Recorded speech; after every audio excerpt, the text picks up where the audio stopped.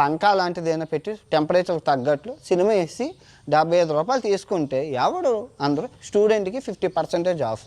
ఎందుకంటే ఎక్కువ చూసేది స్టూడెంట్లే కాబట్టి, వాళ్ళ దగ్గర డబ్బులు ఉండవు కాబట్టి ఐడి కార్డ్ చూపిస్తే హ్యాపీ. ప్రతి సినిమా మంచిగా అవుతుంది.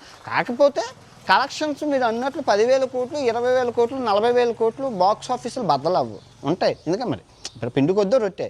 నువ్వు అంత 100 కోట్లు తీసుకోవట్లేదు కదా. ఇప్పుడు 20 కోట్లు సరిపోవా నీకు? ఏడు తీసుకుంటావు 20 కోట్లు నువ్వు నీ ఫ్యామిలీ బతకడానికి చాలు కదా. 20 కోట్లు తీసుకుంటావు, సినిమా 20 కోట్లు, ఇంకో మొత్తం క్యాస్టింగ్ అంతా 10 కోట్లు.